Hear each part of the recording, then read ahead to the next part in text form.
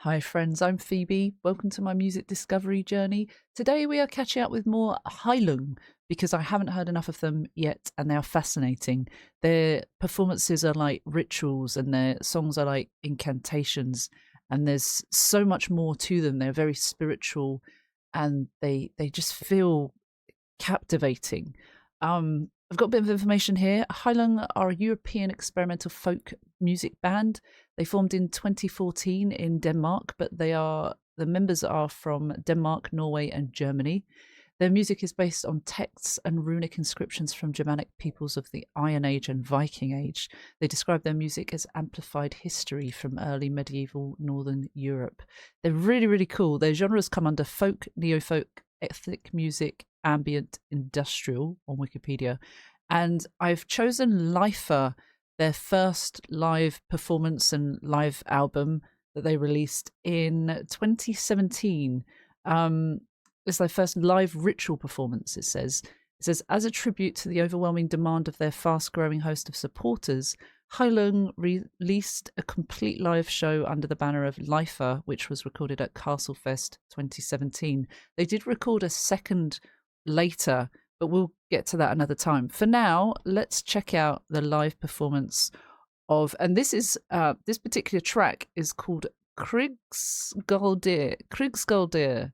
I actually found a way to pronounce it, and I've already butchered it. It was supposed to be Krigsgaldr. Krigsgaldr. Krigsgaldr. Okay, Krigsgaldr. I understand that a rough translation can mean like war spell or war song. It says here, it explores themes of conflict, communication, and the transformation from violence to peace, often using metallic shamanic sounds to represent the language of the sword. Okay. And yeah, war magic or war song incantation.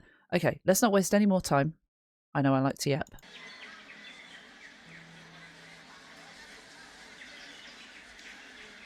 Already, you hear the nature sounds. We will have to start and stop for copyright reasons.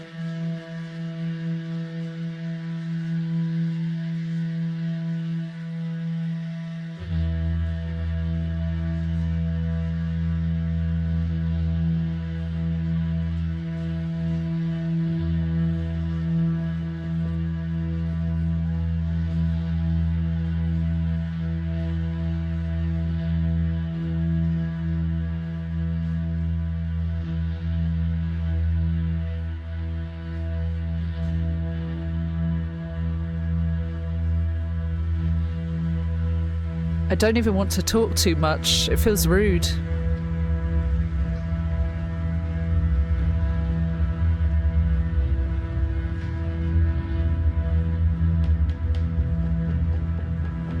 I know we have Maria, the main female vocalist.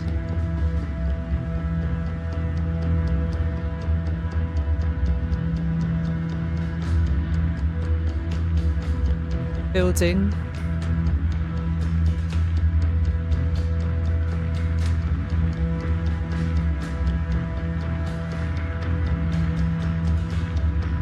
I've got chills.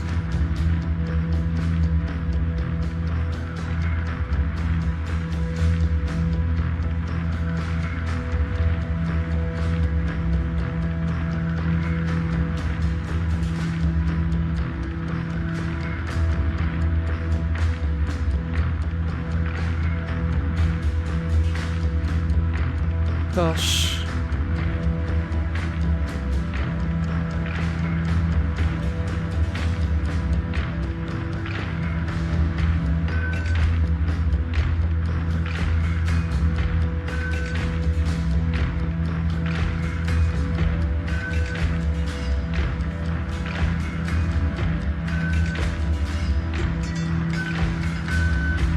I'm going to pause here. We're going to try not to pause too much. We'll leave as much as possible as we can. Obviously, it gets to certain points where we have to. I love that they're using natural, mostly what seem like natural instruments as well. I think we've seen that before. Maria's tapping bones. Is that what that is?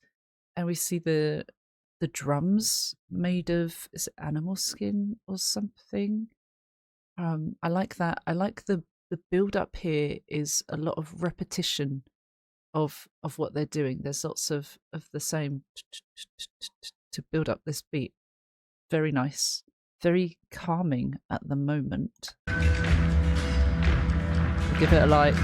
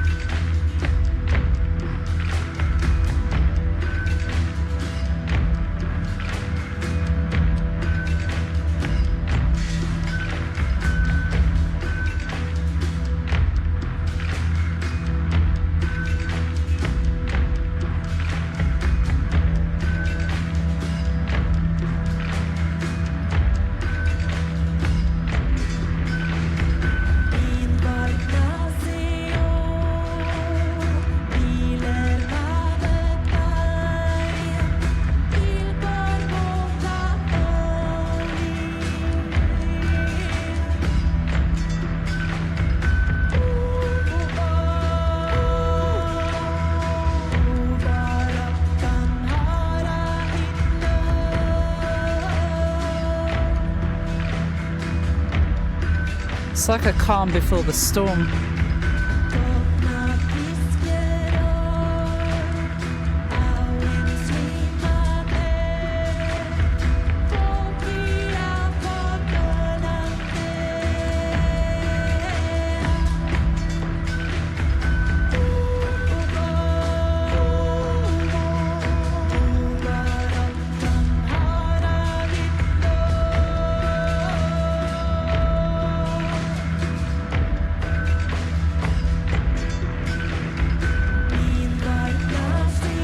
Okay, before that comes in, love that they have the addition of voices. So we've got Maria starting off with this this introduction. Now it says here the repetition is based on an ancient Norse poem inscribed on the Eggia stone, a 7th century gravestone that was uncovered on a Norwegian farm in 1917. Wow. As the inscription is only partially preserved, there is no agreed upon direct translation from the runic inscription to modern day Norse. As a result, the tract supplied as the official lyrics by Heilung is mainly a phonetic interpretation of the second of the stone's 3 panels. Oh. It's generally agreed upon that the full inscription relates to a funeral, possibly detailing the manner of death of the grave's occupant, and a blessing to ensure their safe passage to the afterlife. It's really soothing, but it feels like this march towards something. It feels like a soldier's march. We did hear that it's a war song, or it's roughly translated to war something, war magic, war in general, as part of the translation. So that feels appropriate, the sound. Then we have, so we've got, I checked out the list of members. There are 3 mainly listed here: Kai, Christopher, and Maria. I'm not sure if this is Christopher or Kai or someone else that's joining Maria on vocals, so my apologies. It's something that I need to learn as we go.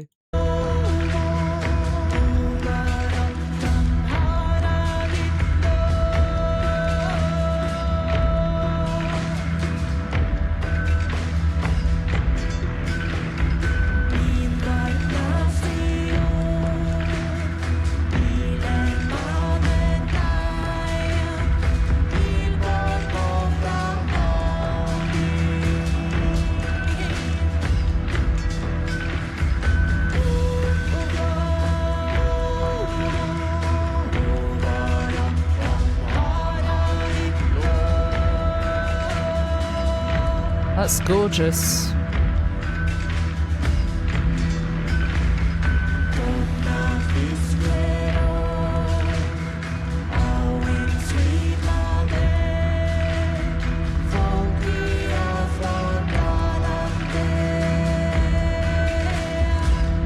They look like huge matchsticks.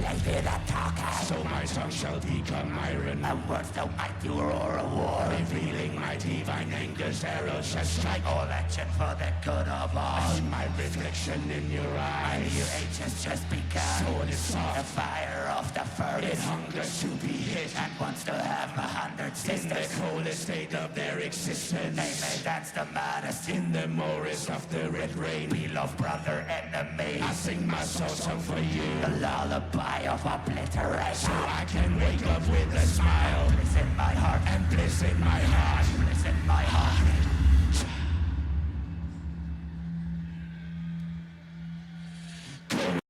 Oh my god. Okay, we will go back and listen to that the last part as it goes into the next. Oh, someone that wants peace, but someone that's saying that no, peace is not happening, we are fighting, basically. There's this back and forth. It says between Christopher and Kai, what am I supposed to do if I want to talk about peace and understanding, but you only understand the language of the sword? What if I want to make you understand that the path you chose leads to downfall, but you only understand the language of the sword? What if I want to tell you to leave me and my beloved ones in peace, but you only understand the language of the sword? Oh my goodness. Someone that doesn't listen, doesn't care for peace, doesn't want peace, just wants to fight, can see no other way but to fight. That's really interesting. Also the voices, the way they're singing, it almost sounds like they're on the verge of throat singing, but not quite. Or is that throat singing? I was taken aback when I was hearing the English. I don't know. I was expecting it to be more like incantations, but that's quite interesting that they've done this. I let the blade do the talking, so my tongue shall become iron, fighting with your tongue, and my words the mighty roar of war, revealing my divine anger's arrow shall strike. All action for the good of all. I see my reflection in your eyes. So this is the to and fro. But my new age has just begun. The sword is soft in the fire of the furnace. It hungers to be hit and wants to have 100 sisters in the coldest state of their existence. Death. Gosh, that's really powerful. They may dance the maddest in the morass of the red rain. I've not heard of the word morass. Beloved brother, red rain, blood, raining blood almost, like war.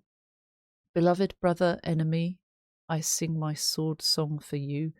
Beloved brother, enemy, that's so contradicting, isn't it? Beloved brother, but then saying enemy. We are brothers and sisters in this earth. We're all, well, you would like to argue that, and some people don't see that. Some people think that because we are different, we should fight. It's barbaric, honestly. beloved brother enemy, I sing my sword song for you, which doesn't sound very good, does it? Because then it says the lullaby of obliteration. Again, it's a juxtaposition here where a lullaby is something that's calm that would sing you to sleep, which actually it's really strange that at the start of this, I was going to say it sounds quite calming. I could listen to this going to sleep, the intro. This part, not so much. And sorry, I have a cat hair on me. The obliteration, it's heavier, it's destruction, it's complete devastation. So a lullaby and destruction and complete devastation and loudness, because that would be very loud. They're two different things, two opposing things. But the lullaby of obliteration, so I can wake up with a smile and bliss in my heart, and bliss in my heart, and bliss in my heart. It's quite haunting. I've got chills just talking about it. I had chills earlier in the song as well. That's very, very powerful and quite sad. I guess it kind of talks about the reality of humanity sometimes, where it's not as nice as it should be. Be it and wants to have 100 sisters in the coldest state of their existence. They may dance the maddest in the moors of the red rain. We love brother enemy. I sing my soul song for you, the lullaby of obliteration. So I can wake up with a smile, bliss in my heart, and bliss in my heart, bliss in my heart.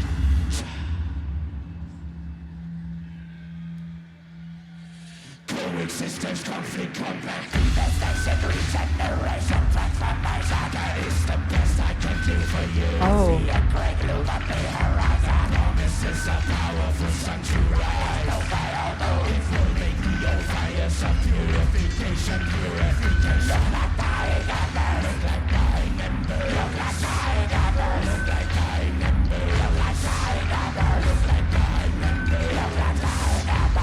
Look like dying embers.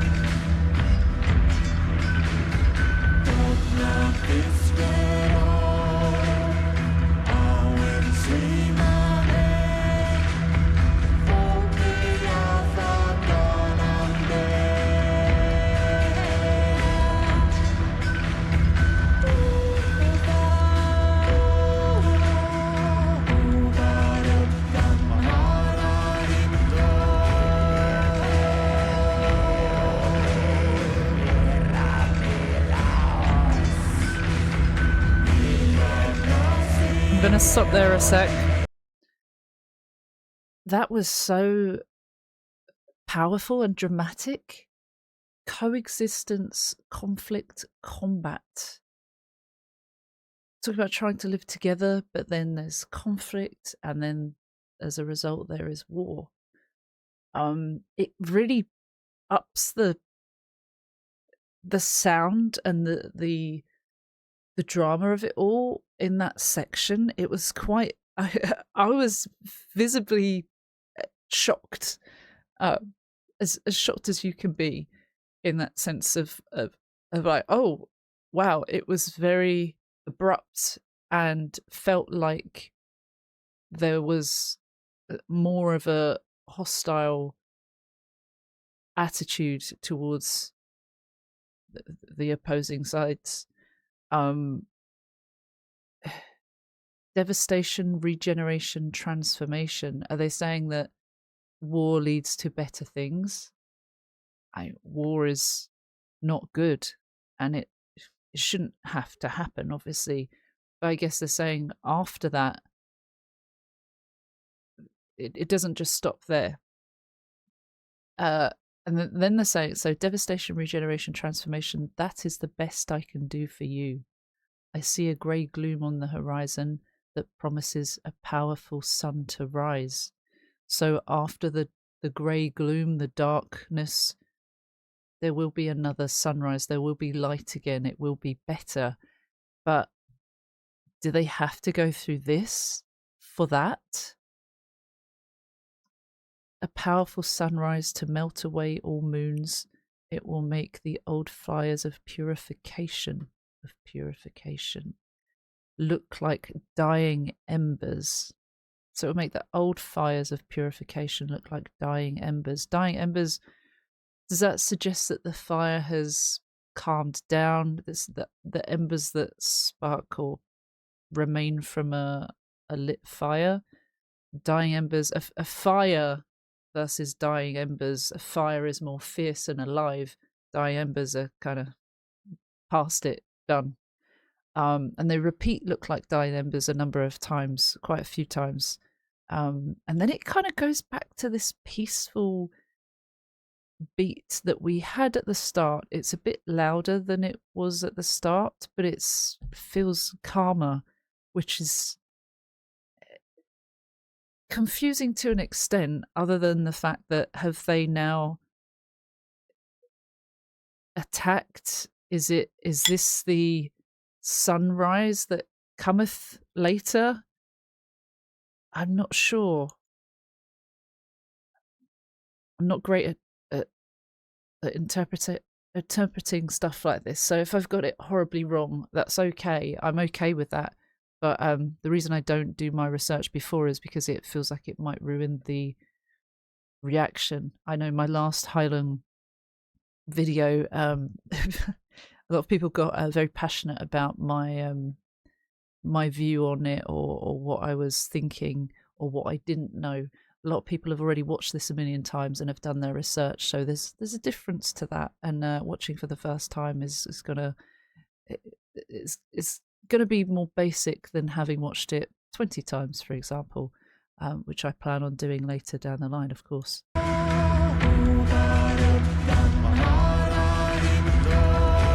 So it's still steady, but louder.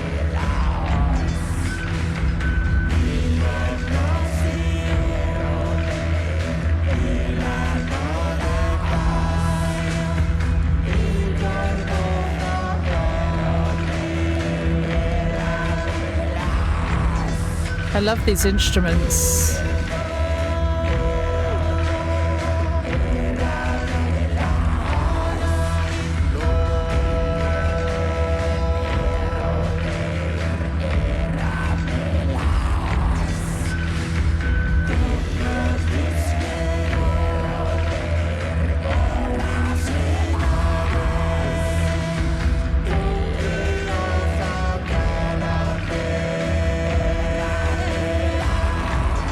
Perhaps it remains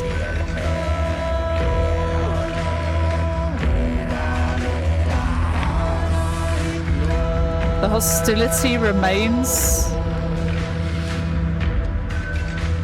as we hear from those vocals.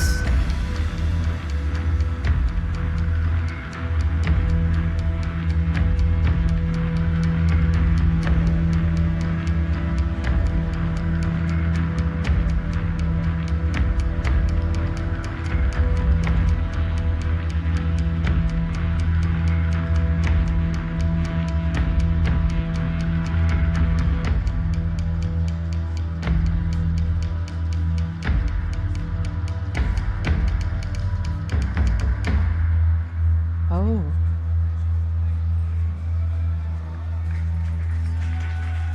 That was fantastic.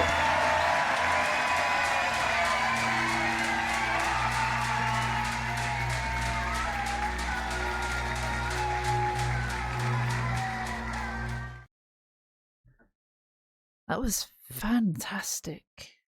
That was amazing. I feel like so it felt somewhat calmer at the end, but it did still feel like there was that, I was going to say, the evil that remains, or the perhaps what the war has left behind is that resentment, or that, if a side has attacked and another side has been defeated, it doesn't just go away, that unless, well, depending on situation, I guess, but that side that were defeated are going to be feeling a bit rubbish about that, to say the least. I don't know. It felt like that resentment or hostility remains, and that's why we had that addition of the vocals there. What does it say on the about? It's unreviewed, so this might be wrong. It says, at the start of the song, 2 nations are at peace. That works, yeah. Then the bridge hits, and a man who only understands the language of the sword is asking for trust from other people, but they don't trust him. Okay, that makes sense. And it leads to tension, which leads to war. That all happens in the bridge. And then after the bridge, the war is over, and there is peace again. But it is not explained which side wins the battle.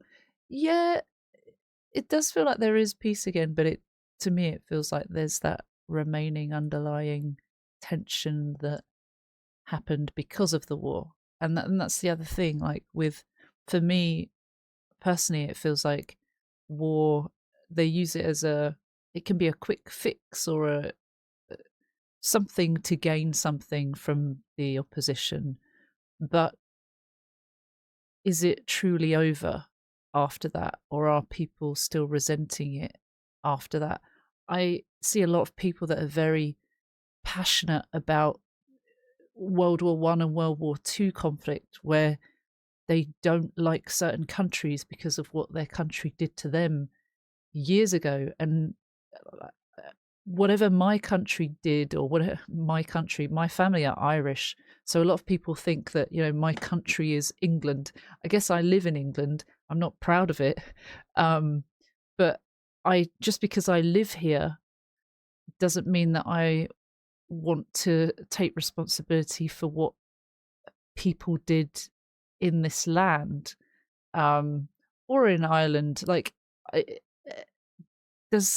But some people feel passionate about that they do want to take that with them. And I just, that it felt like they really articulated that feeling of like lingering resentment even after defeat. So that was something I wanted to point out. Anyway, let me know what else I should listen to from Heilung. I do want to look at the video for that as well. I was going to do a double reaction, but we are at 30 minutes almost, and I talk too much, so we'll save that for another time. But if you got this far, thank you so much. You can join our Patreon if you want to. It's free, but you can join from £1 and up to get your name here at the end of my videos. You don't have to do any of that though. Just being here, your time is truly valuable to me, and that means so much. Honestly, you don't have to be here. So thank you. That is priceless to me. And on that note, no refunds. So I'll see you again very soon, hopefully. Take care. See you soon. Bye bye.